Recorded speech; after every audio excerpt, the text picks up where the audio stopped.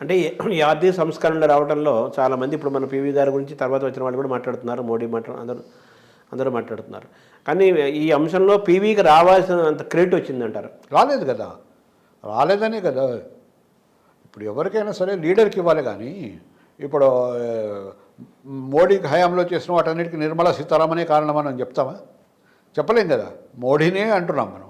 So Narasimha Rao హయాంలో జరిగిన మార్పులన్నిటికీ నరసింహారావుకి ఇవ్వాలి. కానీ ఆయన ఒక దక్షిణ భారతీయుడు కావడం వల్ల, ఆయన కాంగ్రెస్ పార్టీలోనూ దాంట్లోనూ ఒక రెబెల్గా వ్యవహరించినందువల్ల, ఆయన అందరు లీడర్ల కంటే ఒక భిన్నమైన నాయకుడిగా వ్యవహరించినందువల్ల చరిత్రలో ఆయన తగ్గించే ప్రయత్నం కావాలనే చేశారనే అనుమానం నాకు కలిగింది.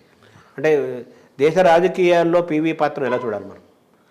దేశ రాజకీయాల్లో, ప్రస్తుత దేశ రాజకీయాల్లో ఆర్థిక సామాజిక మార్పులు ఏవైతే మనం చూస్తున్నామో వాటన్నిటికీ పునాది పివి నరసింహారావు హయాంలోనే పడింది. కాబట్టి ఈ మార్పులన్నిటికీ ఆయనే కారకుడు అని మనం ఒప్పుకోవాలి. అయితే దేశంలో జరుగుతున్న అన్ని దుష్పరిణామాలకు, అవాంఛనీయ పరిణామాలకు కూడా నరసింహారావు కారకుడా అంటే కాదు. అది ఏమాత్రం కాదు. నరసింహారావు ఆర్థిక సంస్కరణను ఎంత ప్రవేశపెట్టాలో, ఎంత మేరకు ప్రవేశపెట్టాలో అంత మేరకే ప్రవేశపెట్టాడు. నేను ఒక సందర్భంలో ఆయన చెప్పాడు, నేను కిటికీలు తెరవమన్నాను, వీళ్ళు తలుపులు కూడా తెరిచారన్నాడు.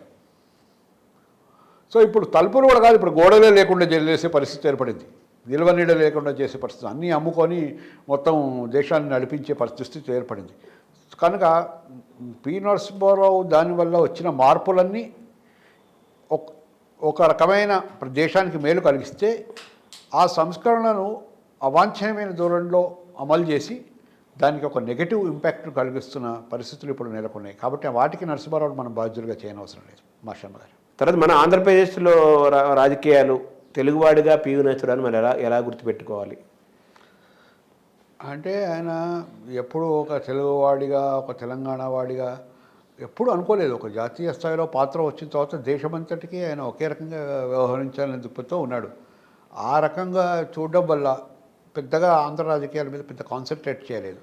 ఆయనకేమో పాతకాలం లీడర్స్ అంతా తెలుసు. ఆంధ్రజాతీయ విజయభాస్కర్ రెడ్డి లాంటి వాళ్ళు, రామచంద్ర లాంటి వాళ్ళు, కురువృద్ధులు తెలుసు.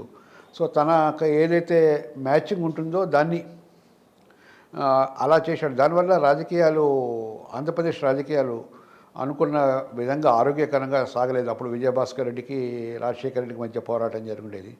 ఒక దశలో రాజశేఖర రెడ్డిని ఎంకరేజ్ చేద్దామని కూడా అనుకున్నాడు, ముఖ్యమంత్రి కూడా చేద్దామని అనుకున్నాడు. కానీ పాత కాపులు చాలా బలంగా ఉన్నారు అప్పుడు. సో నేను లేకపోతే రాజీనామా చేస్తానని విజయభాస్కర్ రెడ్డి అన్నాడు. అండ్ విజయభాస్కర్ రెడ్డికి ఎక్కువ ప్రచారం ఉందని, చాలామందిని ఎక్కువ పాపులారిటీ ఉందని ప్రచారం ఎక్కువ చేసుకున్నారు. దాన్ని బట్టి నరసింహారావు గారు సరే విజయభాస్కర్ రెడ్డినే కానిద్దాం అనుకున్నారు.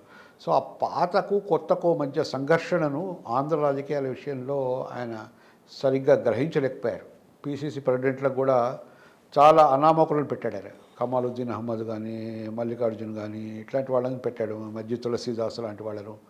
సో ఆయన పొలిటికల్ ఎనిమల్ అయింటే ఒక ఆంధ్రప్రదేశ్లో కూడా మనం విస్తరించాము. నరేంద్ర మోడీ ఉందంటే తెలంగాణలో ఏ రకంగా విస్తరించాలి, ఆంధ్రప్రదేశ్లో ఏ రకంగా విస్తరించాలి, వ్యూహాలు వేస్తుంటాడు. ఆయన అలా చేయలేదు. ప్రధానమంత్రిగా తన దేశాన్ని ఏం చేయాలి, ఒక సమగ్ర దృక్పథంతో చేయాలి తప్పితే ఆంధ్ర రాజకీయాన్ని పర్టికులర్గా పట్టించుకోలేదు.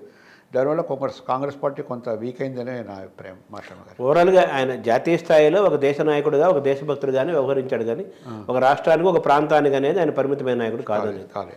దానివల్ల పార్టీ కొంత నష్టం జరిగినా దేశానికి మేలే జరిగింది కదా. ఆయన ఉద్దేశం దేశమే కదా. అంతే అంతే, అవును. తర్వాత ఆయన అనేక రాజకీయాలు, ఆయన ఆర్థిక సంస్కరణలు, ఆయన విదేశాంగ విధానము, తర్వాత ప్రతిపక్షాలతో ఆయన వ్యవహరించిన తీరు, తర్వాత ఆయనలోని కర్మయోగి, ఇవన్నీ మీరు మాట్లాడారు. తర్వాత ఆయనలో గొప్ప కవి, సాహిత్యవేత్త కూడా ఉన్నారు కదా. మీరు ఆయన సాహిత్యాన్ని కూడా ఒక చాప్టర్ పెట్టారు కదా కవిగా సాహిత్యవేత్తగా మీరు ఎలా చూస్తున్నారు? కవి మీరు స్వయంగా ఒక కవి కూడా కదా, సాహిత్యవేత్తగా. అదే అంటే బహుశా ఆయన ఒక స్పందన ఉన్న సున్నితమైన వ్యక్తి, కవి, రచయిత కాబట్టే రాజకీయాల్లో కూడా ప్రవేశించినప్పుడు ఒక సామాజిక స్పృహతో, చైతన్యంతో, మానవతా దృక్పథంతో, ప్రజానుకూల దృక్పథంతో వ్యవహరించాడని నా అభిప్రాయం. ఆయన కవి కనుక సాహిత్యవేత్త కాకుండా ఉండింటే ఈ మార్పులు వచ్చి ఉండేవి కావు. మానవీయ కోణం ఉంది, ఒక మానవీయ కోణం ఉంది. ఆయన నిజాం వ్యతిరేక పోరాటాన్ని చూశాడు. ముందుగా చెప్పినట్టు నేను వందే మాతరం ఉద్యమంలో పాల్గొన్నాడు. తర్వాత ఒక సాహితీ పత్రిక నడిపాడు సదాశివ గారితో, కాళోజీ నారాయణరావు గారు, వీళ్ళందరితో కలిపి. తర్వాత రామానంద టీట్తో కలిపి ఉద్యమాల్లో పాల్గొన్నాడు. ఒక దృక్పథం ఉంది, సమాజం ఎట్లా మార్చాలి. ఆర్య సమాజ్ మూమెంట్ ఆయన మీద చాలా ప్రభావం ఉంది. సో ఆయన ఆ దృక్పథంతోని సాహిత్యం సృష్టించాడు. నవలలలో ఒక ఇన్సైడర్లో ఉన్నప్పుడేమో ముఖ్యమంత్రిగా కాలంలో రాశాడు. అంతకుముందు ఇన్సైడర్గా ముందు ఉన్న రచనల్లో ఆయనలో ఉన్న రెబెలియస్ ధోరణి కనపడుతుంది. ముఖ్యమంత్రిగా ఉన్న కాలంలో ఆయన రెబెలియస్ ధోరణి కనపడుతుంది. భూ సంస్కరణలు అమలు చేశాడు. సో ఆయన సాహితీవేత్త పూర్తిగా ఒక రెబెల్. ఆయన మహాదేవ్ వర్మ దగ్గర నుంచి, మన అనంతమూర్తి దగ్గర నుంచి, నారాయణ రెడ్డి దగ్గర నుంచి ఒక విశ్వనాథ్ సత్యనారాయణ కూడా జ్ఞానపీఠ అవార్డు రావడానికి కూడా ఆయన కారకుడే అయ్యాడు. అంటే ఆయన ఒక పాత తరానికి కొత్త తరానికి, అటు వర్తమానానికి ఆధునిక సమాజానికి మధ్య ఒక బలమైన వారధి. ఆయన సాహిత్యంలో క్లాసికల్ టచ్ ఎంత ఉంటుందో ఆధునిక భావాలు అంత ఉంటాయి. కనుక ఆయన తిరోగామి కింద మనం భావించలేం. తిరోగామితనంలోని ఒక సమాజం అనేది మనకేం చెప్పాడంటే, ఒక దశలో మనం పదాలు శబ్దాలు మాత్రమే వస్తాయని మనం అనుకుంటాం ఒక అనుచానంగా. కానీ పదాలు శబ్దాలతో పాటు వాటి భావజాలాలు కూడా మనలో ప్రవేశిస్తుంటాయి.